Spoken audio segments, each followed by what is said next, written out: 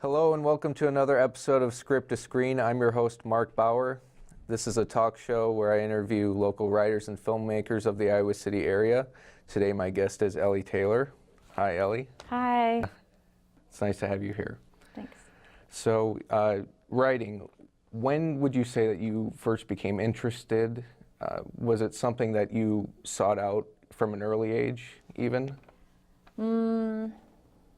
I would say that I got my first diary when I was in the third grade, and I started writing in a diary when I was in the third grade, so around 8. But I remember thinking about being a writer in high school and doing it as just for life in high school. But I didn't really start doing it all the time until I was like changing my life to form around writing until I was in my 30s. Really? Yeah. It's been in my life, I guess, since I was 8. Yeah. But I didn't really let it take hold of me until I was 30 when I essentially quit my first career, which was nursing, and then came back to school to University of Iowa to go back to school for writing. So would you say it was more of a hobby back in high school? Was it something that you approached as, well, maybe I feel like writing this, I'll try this out? Was it more for class and then you took a little further back then? I know when people say hobby, but I've never thought of writing as a hobby. For me, hobby sounds like something you do for fun, to take up time. For me, writing has always been necessary in life. It feels like it's medicine. I need it because it's an outlet. It's almost as if I can't know myself or know what I'm feeling without writing. I can't get through some situations without writing. And when I don't write, I know I'm in a really bad situation because I feel almost like I'm blocked up emotionally. So, and then when I write without the emotion, it's an interesting experience. It's something completely different. It's not as good, it's just different. I guess I learned other things about myself. So if it's something you see as therapeutic, it's this medicine, are you writing nonfiction mostly if you're working? Yeah. Okay. Yeah. Yeah. Nonfiction and poetry comes out of that too. Poetry, yes. Okay. So is there a certain theme with poetry that you're writing about? No. No, I don't think that there's oh, did you say a common theme or a certain theme? Do you find yourself writing about a certain subject a lot? I guess just myself. Yeah. So when you're writing poetry, I don't do it a lot myself, so I don't have much experience with it. Would you say that you're starting with a setting? Are you starting with a feeling? Do you have an idea what it even is before you put it on paper? That's a good question. I don't think I start with a setting with poetry. I think poetry starts with feeling for me. I used to think of poetry as this difficult thing to not only understand when I would read poetry, I just felt like they were these puzzles to crack. And I spent so much time trying to crack these puzzles, and every word meant 5 different things. And then once I started to be able to solve them, I guess, I was in love with them. And then I started writing my own. And I love the complication of poetry. And I love that it starts with feeling for me also, that it can be, because emotion is so complicated. it's not necessarily mathematical like a real puzzle.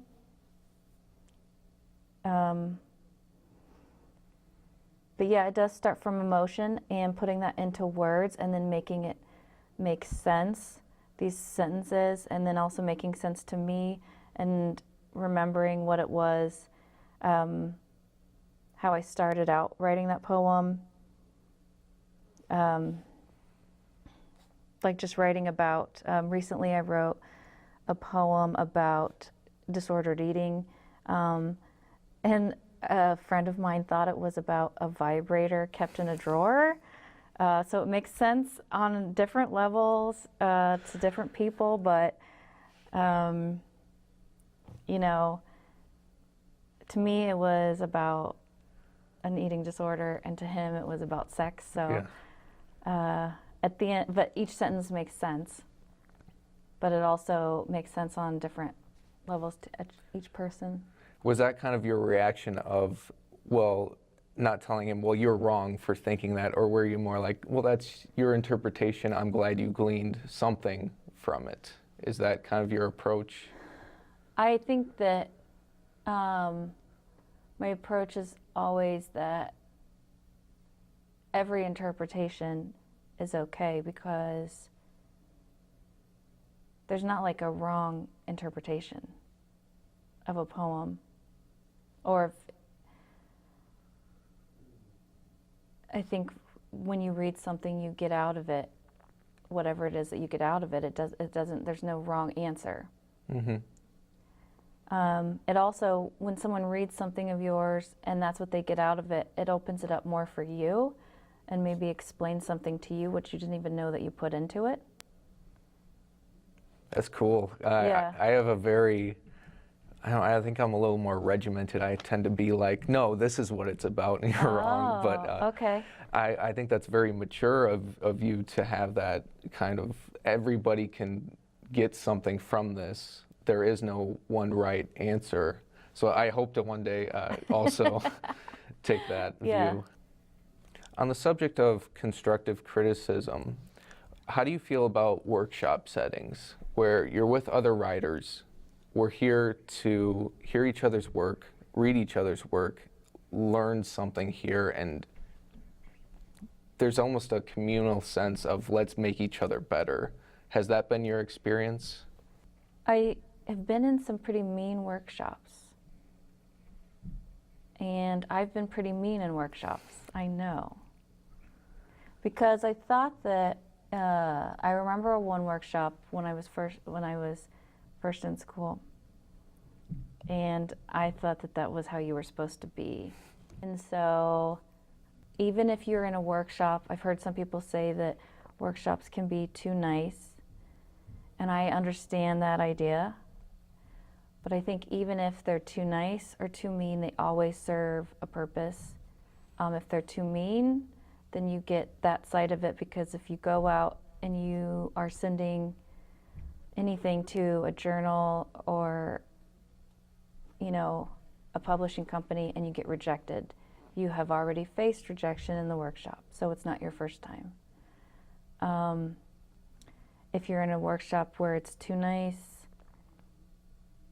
it at least enables you to continue writing, and that's a good thing as well. Oakwood Writers was a group that you had started, and it was on your own, in your own house.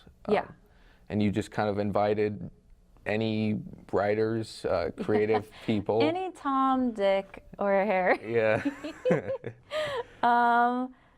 So I was in school and I was like old because I was a non-traditional student and I didn't know how to do anything right or correct. That's how I felt. Like I didn't know how to do anything the usual way. And I really didn't know of any groups that were doing what I wanted, which was to meet and sit around and write whatever we wanted to write. We would talk about the cool stuff we're learning in class, whatever we want to do. Maybe we'll hold our own readings, because I was like, I want to do more readings. So I just started a group. We had our first reading was in my apartment. I hung up like a curtain and Twinkle Lights. The second reading was in Fairgrounds Coffee House. Oh, very cool. Yeah. Yeah, we did that for like a year and a half. Wow.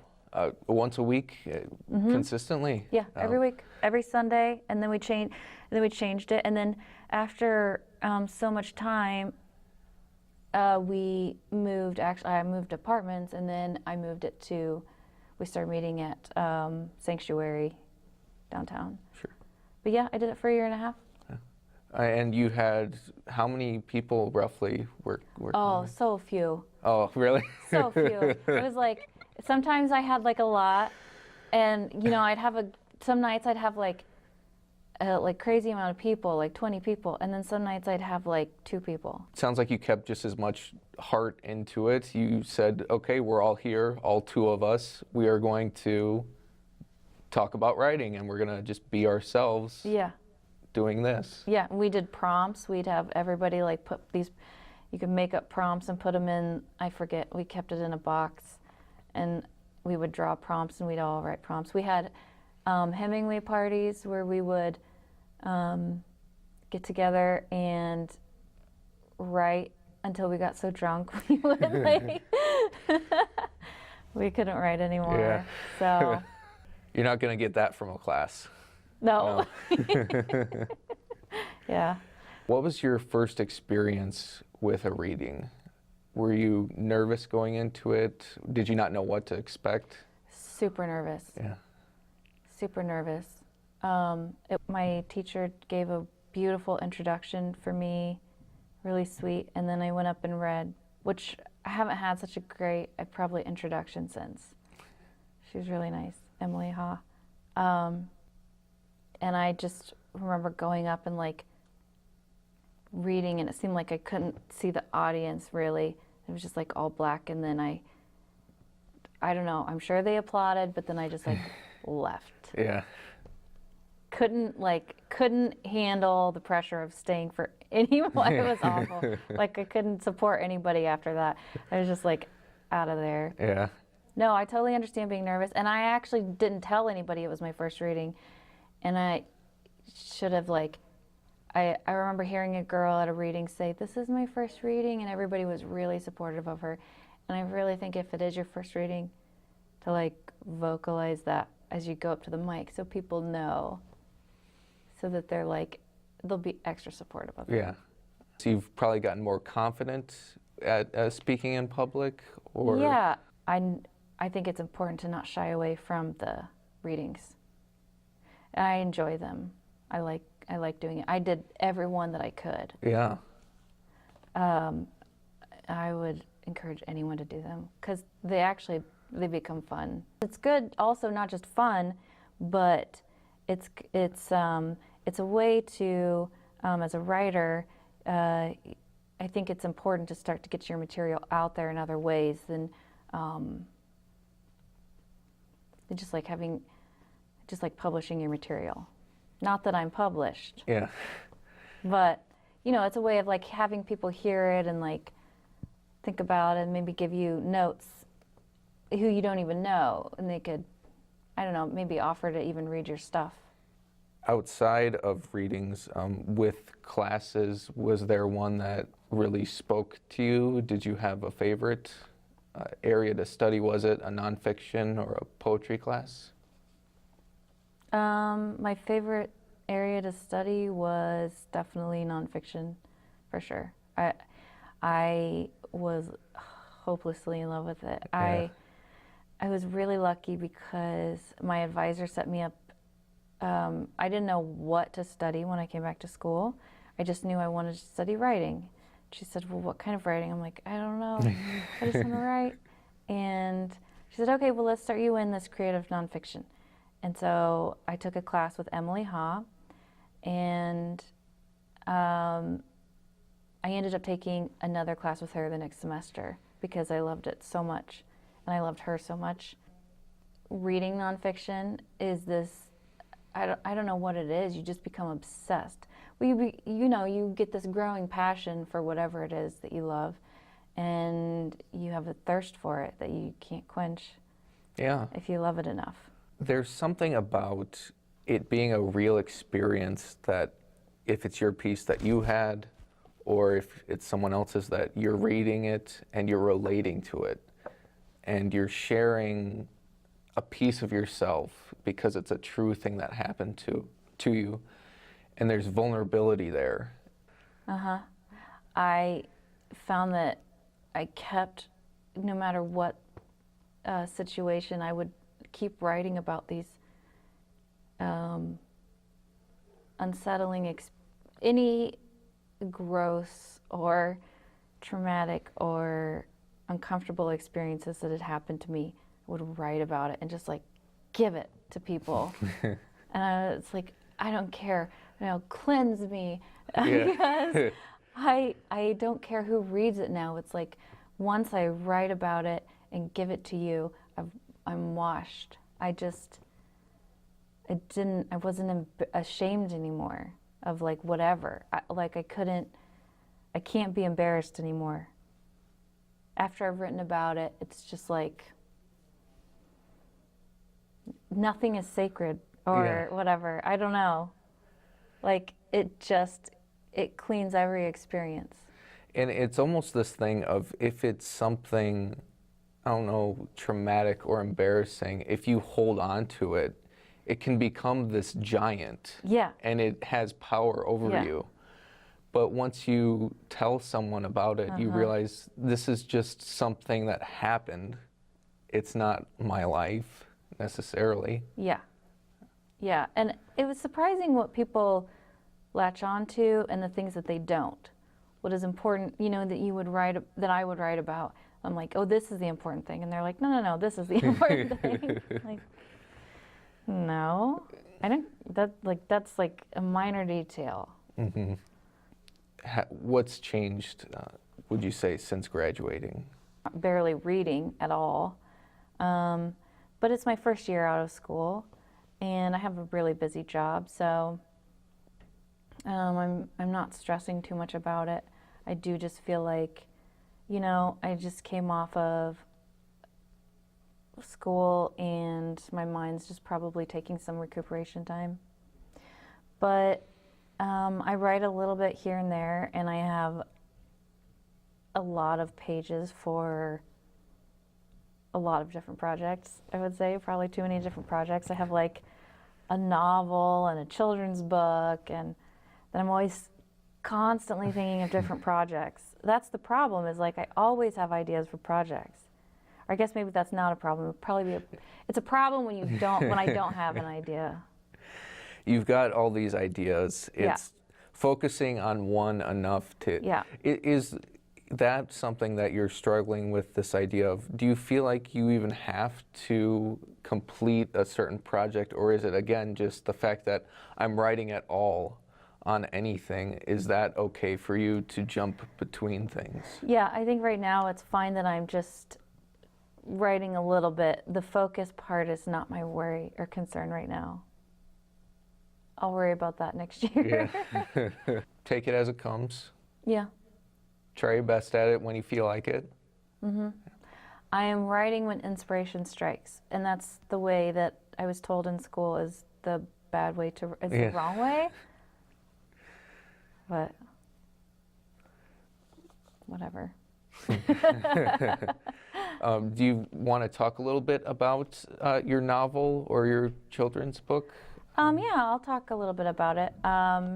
So the children's book is something I'm writing.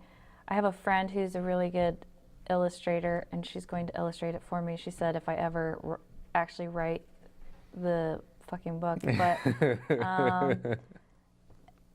it's about a suitcase who is called, I don't know the name yet, I think it's called Tappy, but Tappy? Yeah. Okay. And it's just about a suitcase who's like walking around in a world of suitcases, and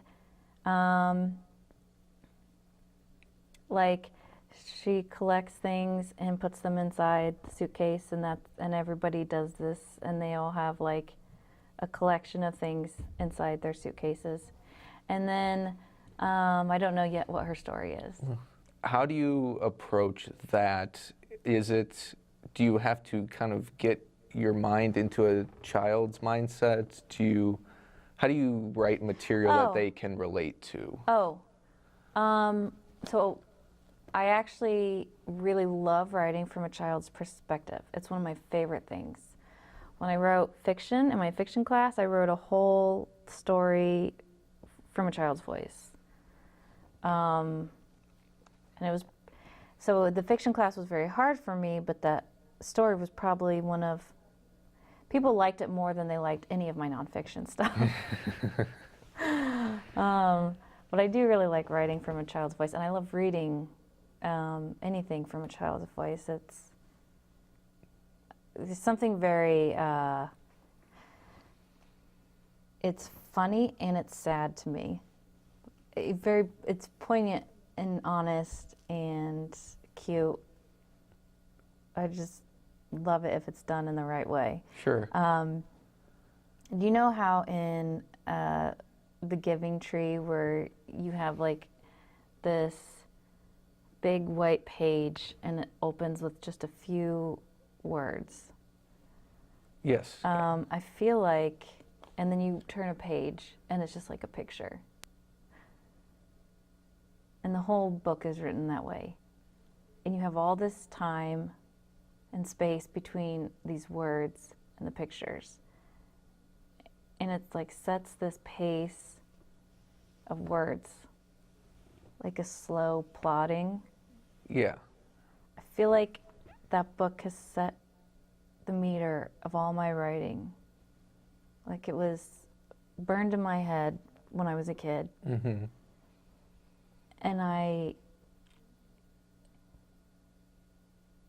have like written everything based off of that book. Yeah. But when you ask me how do I get into that space, it's so easy for me because I feel like I'm like half the time already in a child's space. Yeah. Like I am already just 12 years old anyway, and aren't most people? Like most people are very easily childlike. I feel like most people, it's hard for them to be grown up. So for me, I just very quickly think about being at the house that I grew up in, surrounded by neighborhood kids. And I just immediately know exactly what kids will say and do and think. And then the novel is about when I got separated, divorced from my second husband. I've been married twice. So in my second semester immediately after my second semester of school at Iowa, I got divorced, separated, and then divorced within that second year of school. So it was really, my time at Iowa actually was very tumultuous. It was a very difficult divorce, so I'm writing about that. Very hard time. Sure. But you're again trying to work through it. Yeah. This is your medicine. Yeah. Yeah. Mm-hmm. Exactly. Do you feel that it has been working, or? Oh, yeah. Yeah. There's been a lot of time where I feel like I can't write about this because I don't want to. I'm happy, and I don't want to go there because it makes me not happy to write about that. Yes, yeah. And if I ever want to finish the book, I have to go there. Yeah. So, because it is a very uncomfortable experience to think about those times. But it's important to put yourself in that space to write about it in a really honest way. And that's hard to do.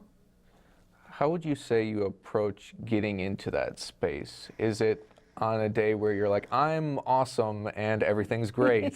Or is it, I'm just going to grit my teeth and try? Yeah. When I have some time, like the whole day, or maybe even 2 days, so a day for recoup, Yeah. And Sure. then like I can listen to music. Music is really helpful for me. Every bit of writing I've ever done has been to music. Is there something that you hope to accomplish in the future or anytime soon? Do you have a goal, or is it to just keep yourself writing at this point? So I would like to publish. I think that people underestimate publishing anything. I think that's a huge accomplishment to publish anything. And I'm hoping in the next couple years, I'm looking at going back to grad school. I'm not sure yet what I'm going to grad school for. I don't know that it will necessarily be for writing. I have like two parts of me. I feel like I'm very equal left and right brain, so I really enjoy different kinds of work, both artistic and like businessy type stuff. So I would like to accomplish going back to school at some point. Besides that, finishing one of my projects would be great. Yeah. Just any one of them? Any at one this of them point? would be great, yeah. Great. So I'd like to close with, do you have any advice for anyone looking to get into writing, whether it's through school or their own endeavors? Is there anything you'd like to pass on to anyone interested? To know that their options really are almost limitless, and to do it if they want to do it, and to do it if they want to go back for writing when they're older. It may seem impossible. It may seem like a wild dream. But you can totally turn your life around. I was a nurse, and I lived in Mississippi. And then I came back to Iowa and went to school. So, yeah. And you're completely entrenched in writing now. And I'm it's entrenched. different. Yeah. So take it from Elly. Do whatever you want to do and follow that passion if it's writing, and keep at it. Yeah. All right, Elly, I want to thank you for being on the show today. Yeah, well, thank you so much. Yeah, it was nice to have you. It was enlightening. I got to hear your perspective, and I enjoy that. Thank you. So I wish you the best in all of your writing, and hope you finish one or all of those projects at some point. Thanks. And I want to thank you for watching this episode of Script to Screen. I'll be seeing you next time.